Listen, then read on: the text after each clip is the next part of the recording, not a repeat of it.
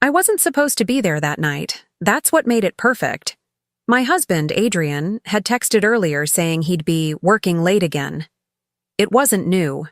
For the past 6 months, late nights at the office had become routine, always followed by a half-hearted kiss on the cheek when he finally came home, smelling faintly of whiskey and exhaustion. He thought I didn't notice how quickly he jumped in the shower or how often he left his phone face down. But it was our 10th anniversary, and despite the gnawing suspicion I'd tried to bury, I wanted to remind him what we had. I picked up his favorite bourbon on the way downtown and tucked a framed photo of the three of us, him, me, and our daughter Ellie, under my arm. I imagined setting it on his desk with a smile, surprising him, maybe even salvaging what felt like slipping away. The parking lot was nearly empty when I pulled up. The building stood tall against the humid Tampa night, all glass and steel reflecting the streetlights. My heels echoed on the marble floor of the lobby as I waved to the security guard, who gave me a polite nod but also that curious look people give when they see a wife showing up unexpectedly. The elevator ride felt longer than usual. With each floor that ticked upward, my chest grew heavier. I told myself I was being silly, that this was a gesture of love, not suspicion. But when I stepped out onto his floor, the silence of the office was broken by something I couldn't mistake. Laughter. Soft, playful, too intimate to belong in that sterile space. I froze in the hallway, clutching the bottle of bourbon against my chest like a shield. The sound came from his office. The door cracked open just enough for light to spill out. I moved closer, every step slow, deliberate, as if I were already bracing for the blow I somehow knew was coming. And then I saw it. Adrian, leaning back in his leather chair, his tie loosened, a stupid grin plastered across his face. Sitting on his desk was Melissa, his assistant, wearing a short silk dress that hiked up as she leaned forward, one hand trailing across his chest like she owned him. His hand rested on her thigh. My stomach twisted so violently I thought I might throw up right there on the carpet. For a moment, I couldn't breathe. 10 years of marriage, 10 years of sacrifice, 10 years of building a life together. And this was what it came down to. Him, giggling with a woman 10 years younger, in the office where he'd sworn he was working late. The bourbon slipped from my grip first. It hit the corner of his desk with a heavy thud, rolling before crashing to the floor. Both their heads snapped toward the door, eyes wide, faces draining of color. Melissa scrambled off the desk, tugging at her dress, stammering something about leaving. Adrian shot to his feet, his voice cracking. "Catherine, this isn't what it looks like." Those words. That pathetic, worn-out script men like him always reached for. As if my eyes had betrayed me. And not him. I stepped fully into the office, my heels clicking like a gavel announcing judgment. I set the framed photo down on the desk with force, the glass cracking under my hand. "Not what it looks like?" I spat, my voice shaking but sharp. "Because from here it looks exactly like my husband screwing his assistant instead of honoring the vows he made 10 years ago. Melissa backed toward the door, muttering something about being sorry, her eyes darting between us. She bolted before I could even look her way, the click of her heels fading down the hall. Good, let her run. She was just a symptom. Adrian was the disease. He reached for me, palms out, like he could somehow contain the wreckage with his hands. "Please, listen. It just..." My hand moved before my brain caught up. The crack of the slap echoed through the office, louder than I expected, sharp enough to draw curious heads from the cubicles outside. His cheek flushed red instantly, his jaw tight with shock. He didn't say another word. "You embarrassed me. You betrayed me. And you think I'm going to stand here and let you explain?" I hissed, my voice low but carrying. "No. You're going to stand here and think about how it feels to watch your life collapse. Because this is just the beginning." Phones were out now. I could see 2 of his younger colleagues in the hall, pretending not to record, their faces lit by their screens. The humiliation wasn't just private, it was spreading in real time, and I wanted it that way. He deserved to squirm under every set of eyes. I grabbed the photo frame again, this time hurling it against the wall. Glass shattered, the picture sliding down in pieces. For a moment, silence filled the office, thick and heavy. Adrian looked like he might cry, but I didn't stay to find out.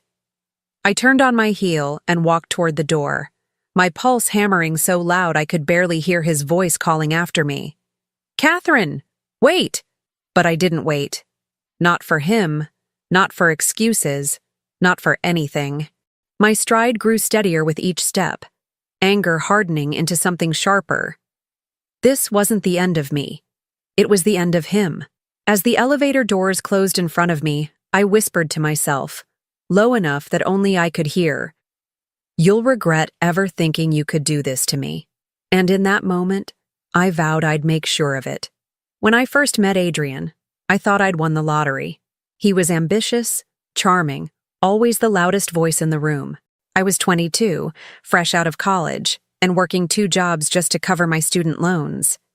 He talked about big dreams, corner offices, luxury vacations, the kind of life where bills were just numbers on paper.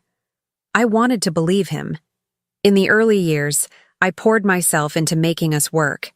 I picked up double shifts at a marketing firm while waiting tables on weekends so Adrian could go to grad school without worrying about rent. When he complained about the cheap suits we could afford, I found a way to stretch my inheritance money, the little nest egg my grandmother left me, to buy him something sharp enough to impress in interviews. That suit landed him his first real corporate job. We built a life out of those sacrifices. A modest house in Tampa, then a bigger one once Adrian started climbing. We celebrated when Ellie was born, our little girl with her big brown eyes and stubborn streak. I gave up a promotion to stay home with her longer than planned, believing Adrian when he said, "We're a team. I'll carry us until you're ready to go back." Except when I was ready, he discouraged it. Said Ellie needed me more.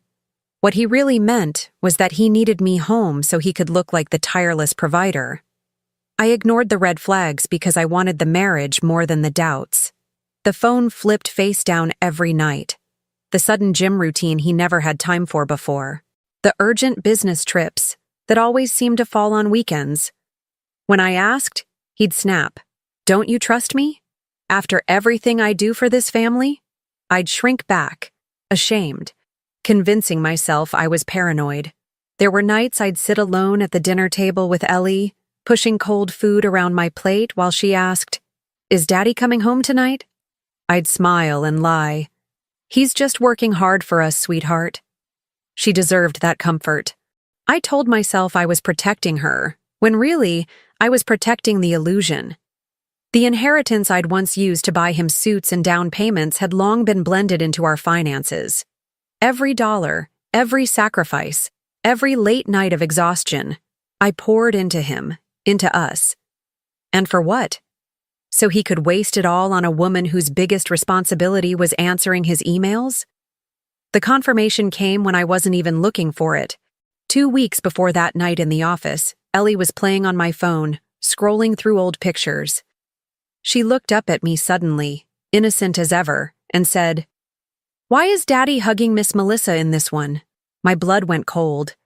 I snatched the phone from her little hands and saw it, an image buried in Adrian's synced photo album, one he must have forgotten to delete.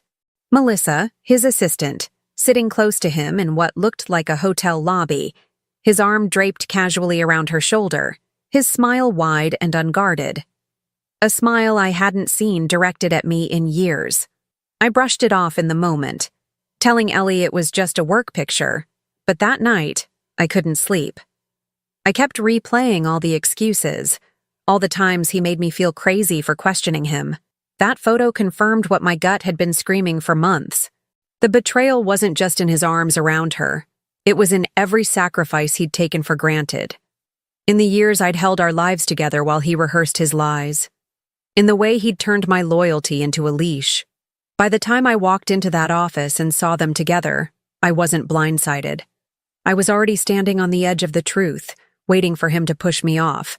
And when he did, I finally realized I wasn't the one falling. He was. The morning after catching them, I woke up on the couch, my head pounding, eyes swollen. For a moment, I almost convinced myself it had been a nightmare. But the glass of the shattered photo frame was still in my purse, wrapped in a napkin I'd stuffed it into before leaving the office. Reality was jagged, and I couldn't keep bleeding for him. I made coffee stronger than usual and opened my laptop. If Adrian thought I was going to crumble quietly, he'd forgotten who built this life in the first place. Rage cleared my head faster than caffeine. For years, I'd sacrificed, deferred, trusted. Now it was my turn to act. First, I logged into our joint bank account and froze the debit card we both used. My grandmother's inheritance, my savings, the emergency fund I had squirreled away, none of it was going to fund his dinners with Melissa or whatever hotel rooms they thought they deserved. Next, I called our credit card company and lowered the spending limits. Let him swipe his way into embarrassment when the card got declined. Then I opened a new account in my name only. Every automatic transfer, every paycheck of his that had once hit the joint account, I rerouted. My hands shook as I typed, not from fear, but from adrenaline. This wasn't survival. This was war. By noon, I had already scheduled a consultation with a divorce attorney. I didn't even blink when they asked for a retainer. It wasn't just about ending a marriage. It was about dismantling his illusion of control, piece by piece.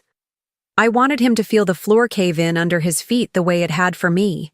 I packed a small suitcase for Ellie and me, essentials only. Clothes, school supplies, her favorite stuffed fox. I left behind everything else, every object that carried his shadow. I wasn't running, I was positioning. There's a difference. When Adrian finally came home that evening, he found me at the dining table, a stack of papers spread in front of me. His face was pale, exhausted, maybe even scared. He opened his mouth, closed it, then tried again. "Catherine, please. Let's talk. What you saw, it wasn't—" I didn't let him finish. I slid the bank statement across the table where he could see the red notifications. "Your cards don't work anymore. Your access is gone. You want to explain? Explain to the cashier who just turned you away." His jaw clenched. "You can't just cut me off like this. We're a family. This is our money." "No, Adrian. It was my inheritance that got us started, my sacrifices that built this house. My choices that held everything together while you chased your ego. You chose her. You don't get to keep me and Ellie in the bargain." He tried to reach for me, to touch my hand, but I pulled it back as if his skin might burn mine. The silence stretched, heavy. "You think you're punishing me?" he said finally, his voice low, dangerous. "You'll regret this. You can't handle life without me." I laughed then, sharp and bitter. "Watch me." I closed the folder of papers, stood, and walked past him with Ellie's suitcase in hand. He grabbed my arm, but I wrenched free. His touch didn't scare me anymore. It disgusted me. As I loaded the car, I could see him through the window, standing there in the dining room like a man watching his empire crumble. He had no idea that this was only the beginning. I buckled Ellie into the back seat, her small voice breaking the tension. "Where are we going, Mommy?" "Somewhere better," I told her. And I meant it. That night, I drove away with nothing but determination and a plan. Adrian could sit in that house full of lies, but I had already moved the first piece in a game he wasn't prepared to play. And for the first time in years, I felt free. By the next morning, the first cracks in Adrian's world had already appeared. I was staying with my friend Marissa on the other side of town, a small guest room that smelled faintly of lavender and laundry detergent. It wasn't glamorous, but it was safe. I woke up to 3 missed calls and 2 voicemails from Adrian. His voice had that false calm, the kind he used when trying to keep control. "Catherine, call me back. We need to talk. This is getting out of hand." Out of hand. That was how he framed me cutting him off after 10 years of betrayal. As if I were the problem. By mid-morning, Marissa texted me a screenshot. Adrian had tried to pay for lunch with his corporate card at a downtown steakhouse and been denied. He caused a scene, apparently, snapping at the server, swearing the bank had made a mistake. What he didn't know yet was that I had already spoken to our lawyer about the joint accounts. Temporary freezes were in place, and his access was reduced to nothing. Melissa, on the other hand, was already reaping her own fallout. Word had spread quickly through the office after the scene I'd caused. Phones had been out, recording, and though no one dared post a video yet, whispers were enough. Marissa's husband, who worked in finance at another firm, told me later that Melissa had been called into HR first thing that morning. Not because of morality, but because Adrian's inappropriate relationship was now a liability. I pictured her sitting there, red-faced, realizing that sleeping with her boss wasn't just messy, it was career suicide. She had gambled everything on Adrian's promises, and now she was watching him collapse in real time. Meanwhile, Adrian was unraveling. By the afternoon, he showed up outside Marissa's house. His car screeched into the driveway like he owned the place, and he banged on the door until I stepped out onto the porch. Marissa stood behind me with her arms crossed, ready to call the police if he got out of line.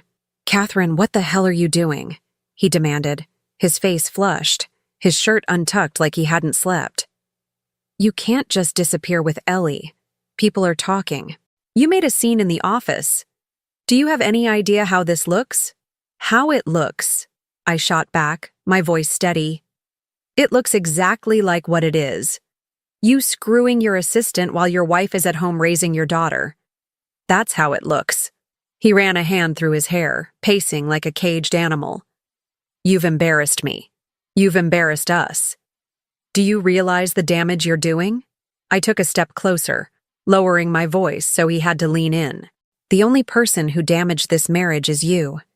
And if you think this is embarrassing, Adrian, just wait. This is nothing." His jaw tightened. He tried to soften, reaching out, that fake tenderness he'd used on me for years. "We can fix this. Melissa doesn't mean anything. You know that. Come home and we'll put this behind us." I pulled back before his fingers could graze mine. "There's no home left, Adrian. You burned it down, and I'm not rebuilding it for you again." Marissa opened the door wider, her presence a silent warning. He glared past me at her, then back at me, like I was the traitor here. Finally, he spat, "You'll regret this, Catherine. You're nothing without me." I smiled then, though it hurt. "We'll see." He stormed off, slamming his car door, tires squealing as he tore down the street. Ellie, who'd been peeking from behind the curtain, whispered, "Why is Daddy so mad?" I knelt down, brushing her hair back. "Because Daddy doesn't like losing. But Mommy's not going to lose anymore." That night, lying awake in Marissa's guest room, I thought about how quickly the tides had turned. Less than 48 hours ago, I was the humiliated wife walking out of an office with broken glass in her purse. Now, Adrian was the one scrambling, humiliated in public, abandoned by the very woman he'd risked everything for. And it was only the beginning. I knew Adrian would try to save face. Men like him always do. He couldn't accept losing control behind closed doors, so he pushed harder in public, desperate to claw back the image he'd built. That's why, when his mother invited us both to dinner at the yacht club on Bayshore, I didn't decline. I went. Not for reconciliation, not for family peace, but for the stage. The club's dining hall glowed with chandeliers and polished mahogany, filled with Tampa's polished elite. I walked in wearing a black dress, simple, sharp, impossible to ignore. Heads turned, whispers rippled. Adrian was already at the table, stiff in a navy suit. Melissa perched beside him, trying too hard with red lipstick and fake poise. His parents sat across from them, visibly strained. He smiled when he saw me, a smile too wide, rehearsed. "Catherine," he said loudly, as if announcing my arrival to the entire room. "Thank you for joining us. Let's keep things civil tonight, for family's sake." Civil. That word almost made me laugh. I sat down calmly, my hands folded in my lap, letting him talk. He launched into a performance about misunderstandings, about how rumors get out of hand. Melissa nodded at all the right moments, like she was auditioning for the role of supportive partner. His parents kept their eyes on me, silently pleading for me not to make a scene. But I wasn't there to protect anyone's comfort. Halfway through the meal, when the waiter poured wine, I reached into my bag and pulled out a thick envelope. I slid it across the table toward Adrian. His hand froze on his fork. He looked at me like I'd handed him a live grenade. "What's this?" he asked, his voice lower now. "Receipts," I said evenly. He blinked. Melissa stiffened. The room, already attuned to the tension, went quiet. Inside that envelope were printouts, hotel confirmations billed to his corporate card, expense reports with suspicious client dinners, and a screenshot of the photo Ellie had found. The one of him and Melissa in the hotel lobby, arms around each other like they were husband and wife. His face drained of color as he shuffled through them, his lips parting, no words forming. "This is slander," he hissed finally, but it was weak, even pathetic. "No," I replied, my voice carrying just enough for nearby tables to hear. "This is your life, Adrian. The life you tried to hide while you told your wife she was crazy." Melissa pushed back her chair abruptly, muttering, "I don't have to sit through this." But before she could leave, I delivered the line I'd been holding like a blade. "Go on, Melissa. Run. But remember, you weren't his first affair. You were just the one stupid enough to think he'd leave me for you." The words sliced through the air, sharp and unforgiving. A gasp rippled across the room. Someone dropped a fork. Melissa's face crumpled, her lipstick smudged as she stumbled away. Adrian sat frozen, the papers trembling in his hand. His mother covered her mouth. His father shook his head like he'd just watched his son drown. I leaned in closer, my voice low but lethal. "You built your whole life on lies, Adrian. And now everyone sees you for what you are." When I stood to leave, I didn't rush. I let every pair of eyes follow me as I walked out, heels striking against the floor like a drum beat. Behind me, the whispers erupted into full volume. By the time I got to my car, my phone was buzzing. Marissa had already texted, "Girl, your line is everywhere. Someone recorded it. It's on Facebook, Instagram, even Twitter. They're quoting you word for word." I smiled for the first time in weeks. Adrian had tried to humiliate me in private, but now his destruction was public. His colleagues, his friends, his family, they all had proof, and my words were the dagger that finished the performance. For the first time, I wasn't the wife in the shadows. I was the one pulling the strings. And Adrian? He was just the fool on stage, bleeding under the spotlight. Adrian didn't disappear quietly after the yacht club disaster. Men like him never do. He was too proud, too obsessed with controlling how the world saw him. Within days, he was trying to flip the story, painting himself as the victim, the misunderstood husband married to a vindictive wife. I didn't even have to go looking for it. The news found me. The first hit came on a local business blog. A glossy photo of Adrian in one of his expensive suits, standing outside the company headquarters, his jaw clenched in that familiar, faux serious way. The headline read, "Local executive faces personal turmoil. My wife is destroying me out of spite." I almost laughed. It was so on brand, his ego wrapped in self-pity. In the interview, he claimed I was unstable, that I had taken a private marital disagreement and turned it into a public smear campaign. He called Melissa a trusted colleague, denying anything beyond professionalism. According to him, I was making things up because I couldn't handle his success. I might have ignored it if it weren't for the photo that followed me everywhere the next day. A screenshot of the yacht club confrontation. Someone had recorded me sliding that envelope across the table. My words crystal clear. "You weren't his first affair. You were just the one stupid enough to think he'd leave me for you." The clip exploded. Facebook, Instagram, TikTok. People reposted it with captions like "RG receipts don't lie" and "Know your worth." My line became a soundbite, stitched into videos by women sharing their own betrayal stories. By the end of the week, it wasn't just gossip. It was viral. Adrian doubled down. He posted a carefully worded statement on LinkedIn of all places, saying he was the target of a malicious campaign that threatened not only his marriage, but his professional integrity.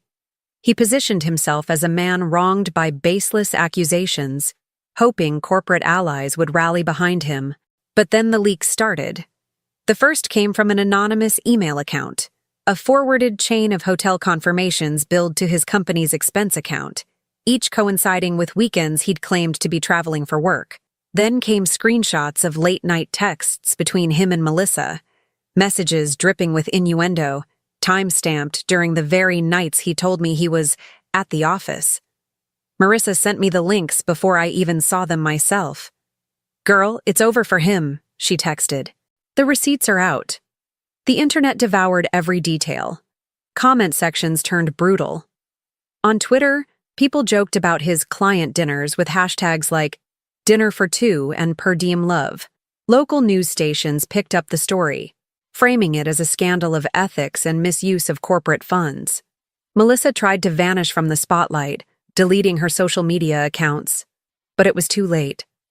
The HR investigation at their firm became public knowledge. By the end of the month, she was quietly let go, escorted out of the building with boxes of her things. Adrian, meanwhile, was suspended pending review. His empire, built on reputation and connections, was collapsing in real time. And the best part? I hadn't leaked a thing. I didn't have to.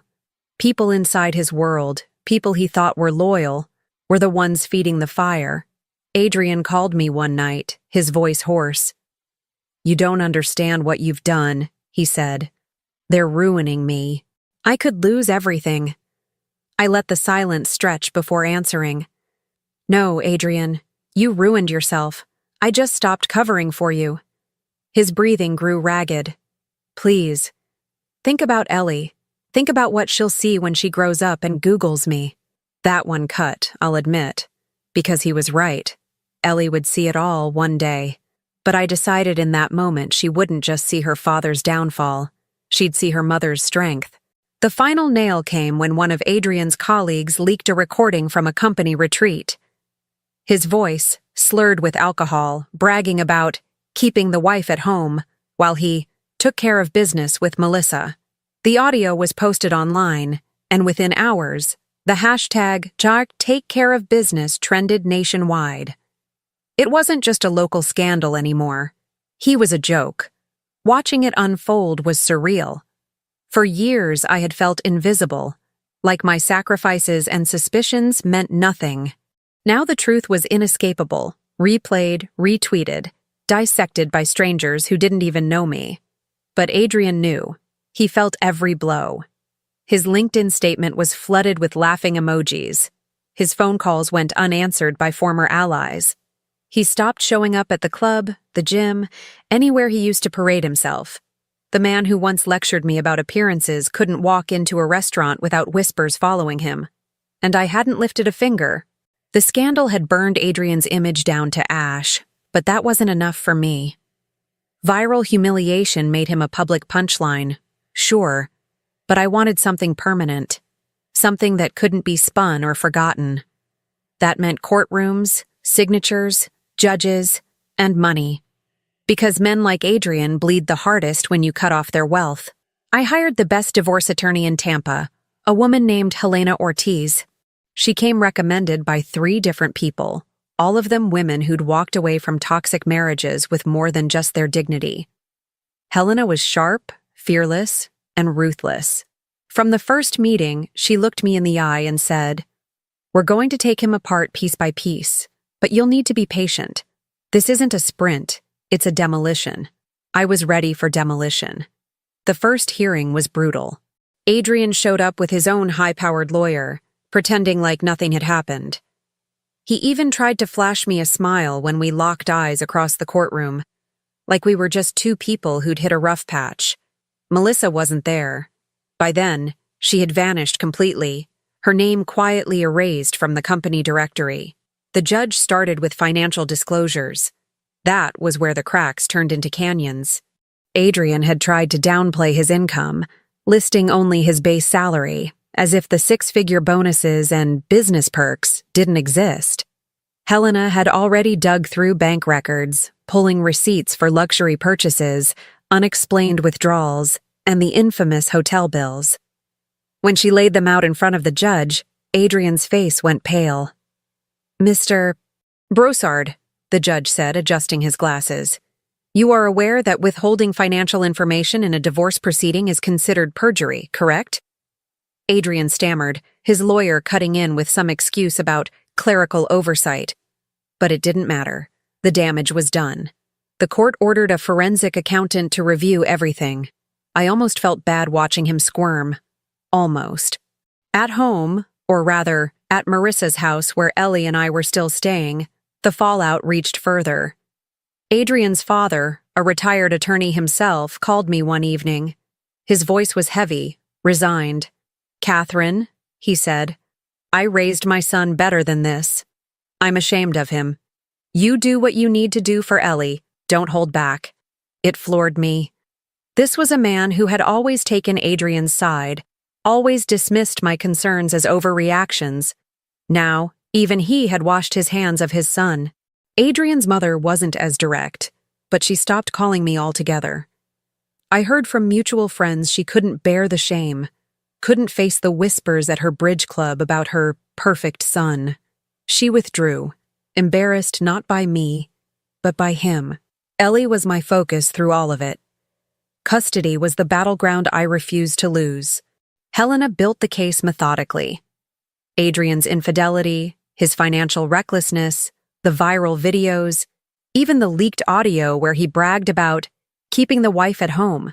Every piece painted a picture of a man unfit for primary custody. The day we went before the judge for custody determination, Adrian tried to put on the act of doting father. He wore a crisp suit, spoke softly, talked about his little girl with rehearsed sincerity. But when Helena cross-examined him, it all fell apart. "Mr. Brossard," she asked, sliding a transcript across the table, "can you explain this recording where you referred to your daughter as a distraction during a business retreat?" He fumbled, denied, tried to brush it off as out of context, but the judge wasn't buying it. In the end, I was awarded full physical custody. Adrian got visitation, supervised at first, until he could prove stability. The look on his face when the gavel came down was almost enough to erase the years I'd wasted on him. Almost. The financial dismantling came next. With the forensic accountant's report, Helena proved Adrian had been siphoning money for years. Lavish dinners, gifts, weekend getaways, all billed as client expenses. His company couldn't ignore it. They cut ties quietly but firmly, terminating his contract for cause. That meant no severance, no golden parachute, nothing. The house, which had been our dream home, was awarded to me. Adrian tried to argue it was his, that he had paid the mortgage with his salary. But Helena reminded the court that my inheritance had funded the down payment. The judge agreed. The house was mine, clean and clear. Adrian walked away with nothing but debt. It didn't stop there. Word spread fast in Tampa's business circles. Friends he once bragged about, golf buddies, colleagues, neighbors, stopped returning his calls. He was no longer invited to events, no longer seen as the rising star. He became radioactive. One afternoon, I ran into his younger brother, Luke, at the grocery store. He pulled me aside, his voice low. "I don't know what to say," he admitted. "Adrian's always been reckless, but I didn't think he'd sink this low. I'm cutting him off, Catherine. I can't be associated with him anymore. He's toxic." Toxic. That was the word everyone was using now. Meanwhile, Melissa, the mistress he had gambled everything on, disappeared completely. I heard whispers that she'd moved back in with her parents in another state, unable to find work in Tampa. No one wanted to hire the assistant who had become a viral scandal. Adrian had destroyed her life as thoroughly as his own. By the end of the year, the man who once strutted through boardrooms and yacht clubs was reduced to renting a dingy apartment in a rundown part of town. He drove an old car, sold most of his watches and suits, and lived paycheck to paycheck at whatever consulting gig would take him. Ellie asked once, "Why doesn't Daddy live with us anymore?" I knelt down, choosing my words carefully. "Because Daddy made choices that hurt our family. And sometimes, when people make bad choices, they lose the good things they had. She nodded. Thoughtful in that way only children can be. But we didn't lose, right? No, I told her, pulling her close. We didn't lose. We're stronger now. And I believed it. Adrian had tried to strip me of dignity, to control the story, to gaslight me into silence. But I had turned every weapon he used against me back on him. He was broke, alone, humiliated, disowned. I wasn't finished yet, not until I looked him in the eye one last time and made sure he understood. But by the time that day came, Adrian was already a shadow of himself. It was months before I saw Adrian again. By then, the divorce was finalized, the house was legally mine, and Ellie's custody was secure. I had avoided every one of his desperate attempts to reach me. Voicemails, texts, even letters slipped into Marissa's mailbox. But one evening, after dropping Ellie off at school, I came home to find him waiting. He was standing by the curb outside the house that used to be his kingdom, except now he looked like anything but a king. His once tailored suit was wrinkled and hanging off him, his shoes scuffed, his hair unkempt. The man who used to obsess over appearances had been stripped bare. "Catherine," he said softly as I stepped out of the car. His voice cracked, like the weight of everything had finally crushed him. I didn't move closer. "You shouldn't be here." "I know," he admitted, shoving his hands into his pockets. I needed to see you. One last time." I crossed my arms, waiting. For once I had all the time in the world. He started talking fast, as if afraid I'd cut him off. "I've lost everything. The job, the house, Melissa. She's gone too. My parents won't even answer my calls. I'm living in a one-bedroom apartment with furniture from Craigslist. I eat ramen noodles for dinner. Do you understand?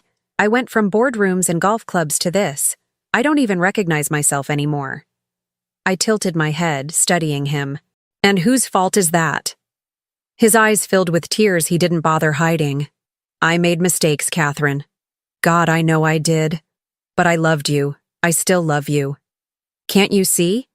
You were always the one holding me together. Without you, I'm nothing." I almost laughed at that.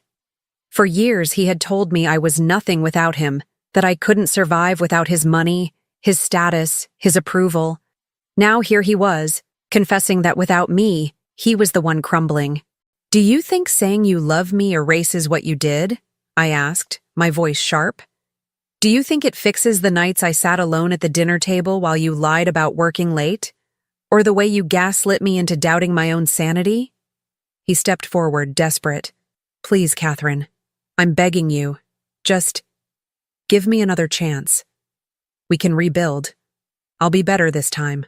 I shook my head slowly. "No, Adrian. You had your chances. You had years of chances. And every time, you chose yourself. You chose her. You chose to humiliate me, to betray me, to throw away everything I gave you." His tears spilled over, his voice breaking. "Then what do I do? Tell me how to fix this. Tell me what I can do." I took a step closer now, closing the distance just enough that he could see the steadiness in my eyes. For the first time in our marriage, I wasn't trembling, wasn't questioning, wasn't begging. I was resolute. "You can't fix this," I said quietly. "Because this isn't my destruction, Adrian. It's yours. You're the architect of your own downfall. You built it with every lie, every betrayal, every arrogant decision you made. And now you get to live in the ruins." He swallowed hard, his face contorted in pain. "Please, don't leave me like this." But I already had. I turned away, walked up the steps of the house, and put my key in the door. Behind me, I heard him let out a strangled sob, the sound of a man who finally realized he had nothing left to bargain with. Before stepping inside, I looked back one last time. He was crumpled on the curb, his head in his hands, the same hands that once held power over me. Not anymore. "You wanted to see me one last time?" I said, my voice carrying across the quiet street. "There's your last look. Remember it." Then I closed the door. And just like that, Adrian Brossard became part of my past, irrelevant, powerless, and finished. A year later, my life barely resembled the one I'd left behind. The house was still mine, but it no longer felt haunted. I repainted the walls, replaced the furniture, stripped away every trace of Adrian's presence. The rooms felt lighter, filled with laughter again. Ellie's drawings hung on the fridge, her stuffed fox sat proudly on her bed, and on Sunday mornings we made pancakes together in our pajamas. For the first time in years, our home was a place of peace. Financially, I was steady, stronger even. I'd taken the settlement and invested part of it into a marketing consultancy I'd dreamed of starting back when Adrian insisted I stay home. It grew faster than I expected. Clients valued me not just for my skills, but for the resilience I carried into every conversation. I wasn't just surviving. I was thriving, building something that was mine alone. Ellie was thriving too. She had adjusted better than I ever imagined. She was sharper, more confident. Sometimes I caught her watching me closely, studying how I handled things. One evening after dinner, she said softly, "Mommy, you're really strong." That single sentence meant more than any court victory or viral clip ever could. She saw me, not as the woman who had been betrayed, but as the woman who had risen. Adrian, meanwhile, had faded into something unrecognizable. People still whispered about him sometimes, mostly in pity. I'd hear he was working odd consulting jobs, moving from apartment to apartment, trying to claw back credibility that no one wanted to give him. He was no longer feared, admired, or even envied. He was a cautionary tale, the kind people referenced with a shake of the head. I ran into him once at the grocery store. He was thinner, older, a shadow of the man who once strutted through every room like he owned it. He looked at me, opened his mouth like he might say something, but then turned and walked away. It struck me then. He was no longer my burden to carry, no longer a force in my life, just a stranger with a past I'd already buried. Looking back, the betrayal had nearly broken me. It had humiliated me, gutted me, stripped me of trust. But it had also forged something stronger. I learned that my strength wasn't in keeping a family together at any cost. It was in knowing when to let it burn and walk out of the fire unscathed. I had spent years being told I couldn't survive without him, that I was nothing without his career, his income, his presence. Yet here I stood, not only surviving, but flourishing. The truth was, I had been carrying him all along. Once I let go, he collapsed under the weight of his own lies. Sometimes at night, when Ellie is asleep and the house is quiet, I think about that moment in the office, the bourbon bottle, the cracked photo frame, the slap. I realize now that it wasn't just the night I caught him. It was the night I caught myself, caught the woman I had forgotten I was. Strong, decisive, unwilling to be anyone's shadow. People ask me if I regret it, if I wish I had walked away earlier. The answer is complicated. Regret is wasted energy. Every step, every sacrifice, every heartbreak brought me here. To freedom, to clarity, to the ability to look my daughter in the eyes and know I showed her what self-respect looks like. Betrayal may have ended my marriage, but it gave me back my life. And as I stand on the balcony of my home, watching the Tampa sunset stretch across the bay, I whisper the words I never thought I'd say and mean. I'm free. Thanks so much for watching my story. If it hit you, click that hype button and share your own thoughts or experiences in the comments. Don't forget to hit subscribe and tap the like button so you never miss the next one. Your support means everything.